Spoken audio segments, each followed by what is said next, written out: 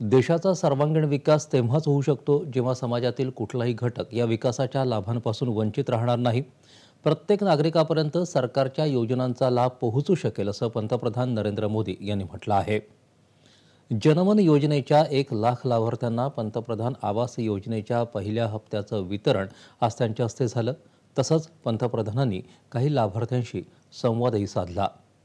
आमच्या सरकारनं देशातल्या अतिमागास आदिवासी बंधू भगिनींपर्यंत सगळ्या योजना पोहोचवण्यासाठी संपूर्ण ताकद लावली आहे, असं पंतप्रधान म्हणाले. आज देशात सगळ्यात आधी गरिबांचा विचार करणारं सरकार आहे. तुमच्या सुखदुःखाचा विचार करणारं सरकार आहे, असं पंतप्रधान म्हणाले. केंद्र सरकारनं आकांक्षी जिल्हा आणि आकांक्षी तालुका अभियान सुरू केलं आहे. त्याचा सर्वाधिक लाभ आदिवासी बंधू भगिनींना मिळतो आहे. एक देश एक शिधापत्रिका, सिकल सेल ॲनिमिया विरुद्ध सरकारनं सुरू केलेलं अभियान अशा आदिवासी समाजासाठीच्या अनेक योजनांचा त्यांनी उल्लेख केला. में पक्के घर बनाने के लिए सरकार ने सीधे पैसे ट्रांसफर किए हैं.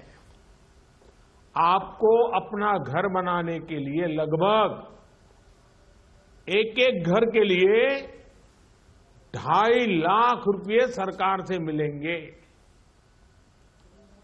और हां, बस घर ही नहीं मिलेगा, इतने से बात रुकने वाली नहीं है. बिजली का कनेक्शन मिलेगा ताकि आपके बच्चे पढ़ सके, आपके सपने पूरे हो सके. आपके नए घर में साफ पानी की व्यवस्था हो ताकि कोई बीमारी हमारे घर में ना आए और वो कनेक्शन भी मुफ्त दिया जाएगा.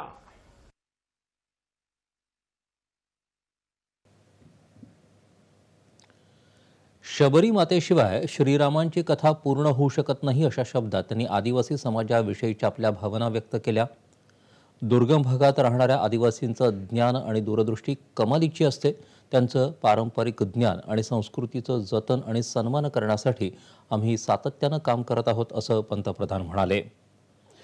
दुर्लक्षित घटकातील अगदी शेवटच्या व्यक्तीच्या सक्षमीकरणासाठी 15 नोव्हेंबर 2023 रोजी आदिवासी गौरव दिनाच्या निमित्तानं दुर्लक्षित आदिवासी समूहाच्या सामाजिक आर्थिक कल्याणासाठी पीएम जनमन अभियान सुरू करण्यात आलं.